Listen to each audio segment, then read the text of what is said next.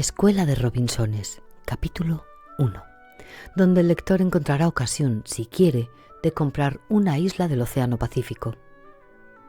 Isla en venta, al contado, libre de gastos por añadidura, al que más ofrezca y último postor, repetía una y otra vez sin tomar aliento siquiera Dean Felporg, tasador de la subasta en que se debatían las condiciones de esta singular venta. ¡Isla en venta! ¡Isla en venta!, repetía con voz más chillona aún el pregonero Gingras, que iba y venía en medio de una multitud realmente muy excitada. Multitud, en efecto, que se apretujaba en el amplio salón del Palacio de Subastas, en el número 10 de la calle Sacramento. Había allí no solo cierto número de americanos de los estados de California, de Oregón, de Utah, sino también algunos de esos franceses que forman una buena sexta parte de la población, mexicanos envueltos en sus harapes, chinos con sus túnicas de amplias mangas, zapatos puntiagudos y bonetes cónicos, canacos de Oceanía, incluso pies negros, vientres gruesos o cabezas aplastadas, procedentes de las márgenes del río Trinidad. Apresurémonos a añadir que la escena ocurría en la capital del estado californiano, en San Francisco, pero no en esa época en que la explotación de los nuevos placeres atraía a los buscadores de oro de los dos mundos, entre 1849 y 1852. San Francisco ya no era lo que había sido al principio, un caravasar, un desembarcadero, un albergue donde se acostaban por una noche los especuladores que corrían hacia los terrenos auríferos de la vertiente occidental de Sierra Nevada. No. Desde hacía unos 20 años, la antigua y desconocida Yerba Buena había dado lugar a una ciudad única en su género, rica en 100.000 habitantes, edificada en la ladera de dos colinas por falta de sitio en la playa del litoral, pero totalmente dispuesta a extenderse hasta las últimas alturas de segundo término. Una ciudad, en fin, que ha destronado a Lima, Santiago, Valparaíso, a todas sus demás rivales del oeste. Una ciudad que los americanos han convertido en la reina del Pacífico, la gloria de la costa occidental. Aquel día, 15 de mayo, todavía hacía frío. En esa región, sometida directamente a la acción de las corrientes polares, las primeras semanas de ese mes recuerdan sobre todo las últimas de marzo en Europa Central. Sin embargo, al fondo de aquel salón de subastas públicas nadie se habría dado cuenta de ello. La campanilla, con su incesante repiqueteo, habría reunido allí una gran concurrencia de gente, y una temperatura estival perlaba la frente de todos con gotas de sudor que el frío de fuera rápidamente hubiera solidificado. No se piense que todos esos afanosos habían ido a la sala de subastas con intención de comprar. Diría incluso que allí no había más que curiosos. ¿Quién habría sido lo bastante loco si hubiera sido lo suficientemente rico para comprar una isla del Pacífico que el gobierno tenía la extravagante idea de poner en venta?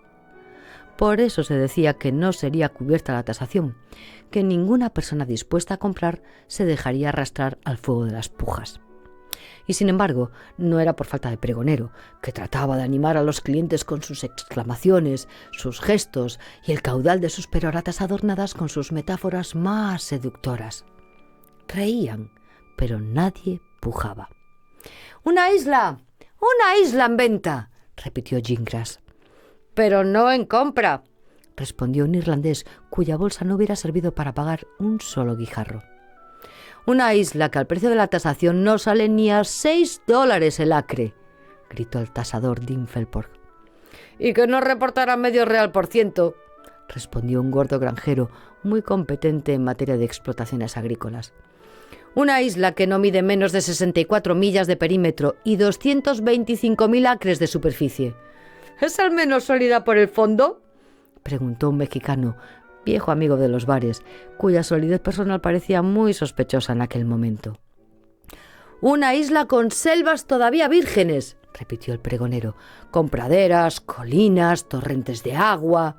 «¿Garantizados?», exclamó un francés que parecía poco dispuesto a dejarse coger en el cebo. «Sí, garantizados», respondía el comisario Felporg, demasiado viejo en el oficio para conmoverse por las bromas del público. «¿Por 2 años?»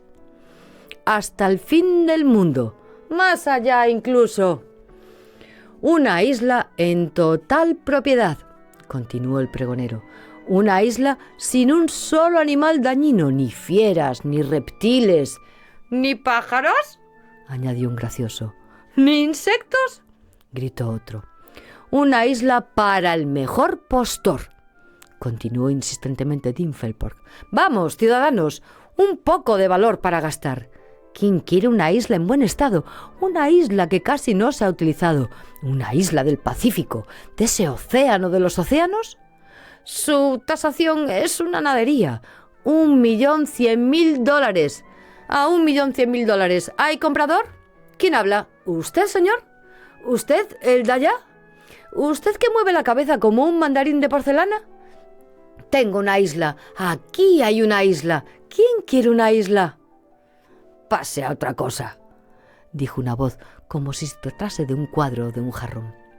Y toda la sala rompió a reír, sin que la tasación fuera de un cuadro o de un jarrón.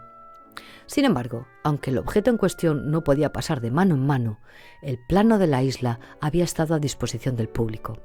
Las personas dispuestas a comprar debían saber a qué atenerse sobre aquel trozo de globo puesto en venta. No había sorpresa que temer ni chasco alguno.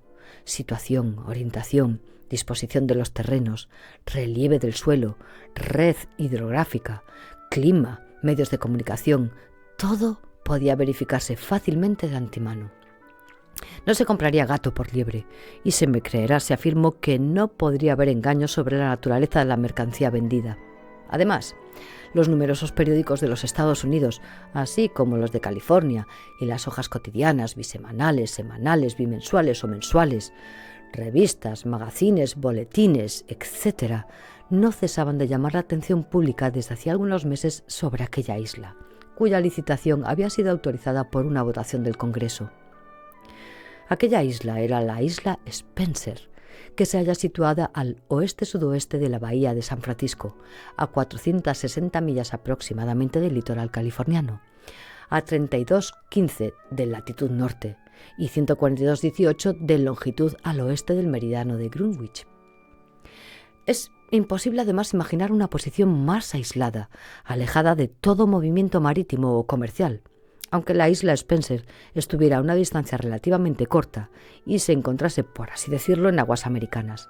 Pero allí, las corrientes regulares, torciendo al norte o al sur, han formado una especie de lago de aguas tranquilas, que a veces es designado bajo el nombre de remolino de Fleury. Es en el centro de este enorme remolino, sin dirección apreciable, donde está la isla Spencer.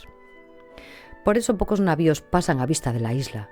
Las grandes rutas del Pacífico que unen el nuevo continente con el viejo, que conducen bien al Japón o a la China, se hallan en una zona más meridional.